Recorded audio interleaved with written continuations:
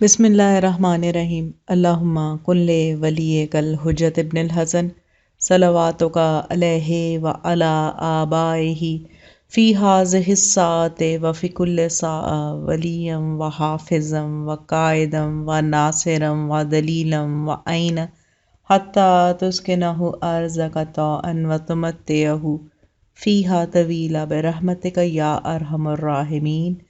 اللہم صلی علی محمد وآل محمد وعجل فرجہم۔ السلام علیکم کنیزان زہرا و منتظرین امام زمان۔ آج بہلول دانا کے عنوان سے جو حکایت آپ کے ساتھ شیئر کرنا چاہوں گی وہ کچھ یوں ہے۔ ہارون کی ملکہ زبیدہ خاتون اپنے شاندار محل کی کھڑکی میں سے باہر کا نظارہ کر رہی تھی کہ اس نے بہلول کو نہر کے کنارے بیٹھے ہوئے دیکھا۔ وہ بچوں کی طرح ریت سے کھیل رہا تھا۔ کبھی وہ اس کی چھوٹی چھوٹی ڈھیریاں بناتا، کبھی انہیں کیاریوں کی شکل دیتا، کبھی ان گھروندوں میں کھڑکیاں اور دروازے بناتا۔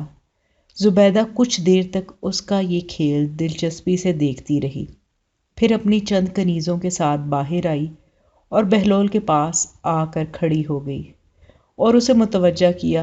بہلول، یہ کیا کر رہے ہو؟ بہلول نے سر اٹھا کر دیکھا۔ یہ میں جنت کے محل بنا رہا ہوں۔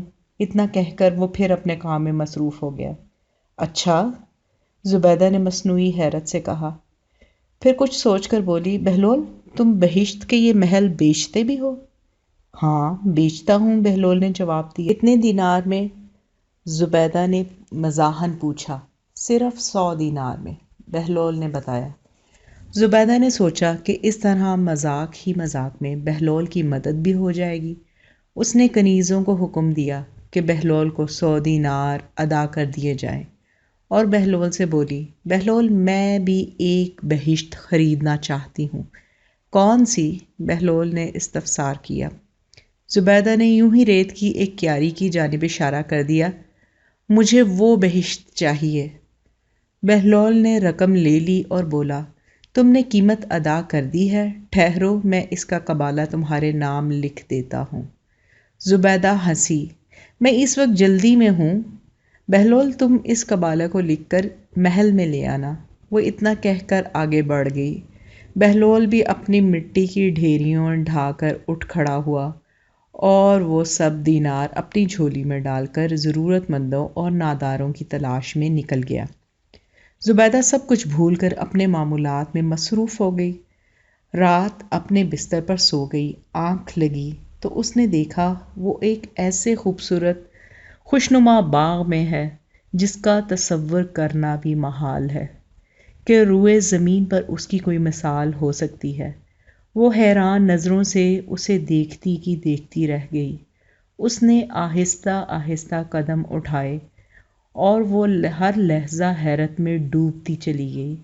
اس کے چاروں طرف عظیم الشان محلات تھے جن کے در و دیوار میں جڑے ہوئے 7 رنگے جواہرات نگاہوں کو خیرہ کر رہے تھے۔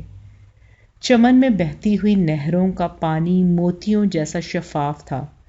گلستان کی بہار قابل دید تھی، کلیاں چٹک رہی تھیں، پھول کھل رہے تھے، فضائیں معطر تھیں اور ہواؤں میں تازگی اور خوشگواری تھی۔ روشیں پھولوں سے بھری ہوئی تھیں اور ان کی مہک نرالی تھی۔ اتنی خوبصورتی، اتنا حسن اور دلکشی یکجا دیکھ کر زبیدہ خاتون حیران ہو رہی تھی کہ کچھ غلام اور کنیزیں صفیں باندھے قریب آئے اور ایک زرنگار کرسی اس کو بیٹھنے کے لیے پیش کی اور مؤدبانہ لہجے میں بولے، تشریف رکھیے۔ زبیدہ تصویر حیرت بنی اس زریں کرسی پر بیٹھ گئی۔ ایک کنیز آگے بڑھی اور اس نے ایک دستاویز چاندی کی تشتری میں رکھ کر زبیدہ کو پیش کی۔ زبیدہ نے کچھ متذبذب ہو کر دستاویز اٹھائی اور ڈرتے ڈرتے اس پر نگاہ ڈالی۔ اس میں سونے کے حرفوں سے لکھا تھا، یہ قبالہ ہے اس بہشت کا جو بہلول نے زبیدہ کے ہاتھوں فروخت کی ہے۔ اس کے ساتھ ہی اس کی آنکھ کھل گئی۔ وہ بہت دیر تک خواب کے سحر میں کھوئی رہی۔ اس کی آنکھوں میں وہ تمام فردوسی مناظر رقص کرنے لگے۔ اس نے سوچا وہ خواب کی صورت میں ایک بشارت ہے۔ بہلول کا وعدہ سچا تھا، کیونکہ اس نے بہشت کا قبالہ لکھ کر دینے کا وعدہ کیا تھا، اور جیسے نظارے اس نے خواب میں دیکھے تھے وہ روئے زمین پر کہیں نہیں تھے۔ اس کا رواں رواں مسرت و شادمانی سے ناچ اٹھا۔ اس نے بے خودی میں ہارون کو جگایا اور پھولے ہوئے سانسوں کے درمیان کہا، ذل الہی، آج میں نے 100 دینار میں بہلول سے ایک بہشت خریدی تھی۔ میرا خیال تھا کہ وہ ایک مذاق ہے، دیوانے کی بڑھ ہے، مگر ابھی ابھی مجھے خواب میں دکھلایا گیا ہے۔ اس کا قبالہ میرے نام ہے، میں نے ابھی اسے اپنی آنکھوں سے دیکھا ہے۔ تمہارا دماغ تو درست ہے احمق، کہ تم بھی اس دیوانے کی طرح پاگل ہو گئی ہو، ہارون نے اپنی نیند خراب ہونے کی خفگی سے کہا۔ نہیں، میں سچ کہہ رہی ہوں، میں نے خواب میں جو کچھ دیکھا ہے اس کا دیدار کسی انسانی آنکھ نے نہیں کیا ہوگا۔ وہ بہشت میرے نام ہے، خدا کی قسم میں نے اس کی دستاویز دیکھی ہے، زبیدہ نے جوش سے بتایا۔ اوہو، یہ وقت ایسے الٹے سیدھے خواب سنانے کا ہے؟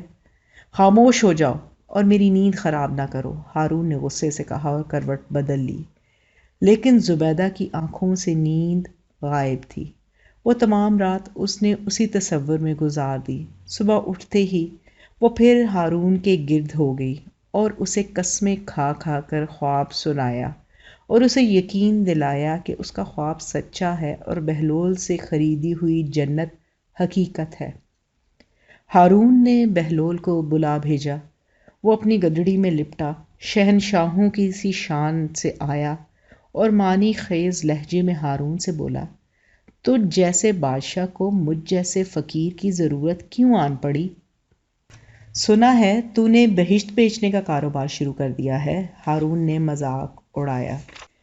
ماں بدولت تو یہ کاروبار کب سے کر رہے ہیں، بہلول نے بے نیازی سے جواب دیا۔ سنا ہے تو نے ملکہ کو بھی کوئی بہشت بیچی ہے، ہارون نے سوال کیا۔ ہاں، بہلول نے جواب میں سر ہلایا۔ کتنے میں، ہارون نے پوچھا۔ 100 دینار میں، وہ بولا۔ بہت خوب، میں بھی تجھے 100 دینار سے کچھ زیادہ ہی دے دوں گا، ایک بہشت میرے ہاتھ بھی فروخت کر دے، ہارون نے کہا۔ بہلول نے کہا لگایا، ہارون، تیری ملکہ نے تو ان دیکھے یہ سودا کیا تھا، تو نے اس سے سب کچھ سن لیا ہے، اب اس کی قیمت ادا کرنا تیرے بس میں نہیں۔ تو یہ تھی آج کی حکایت۔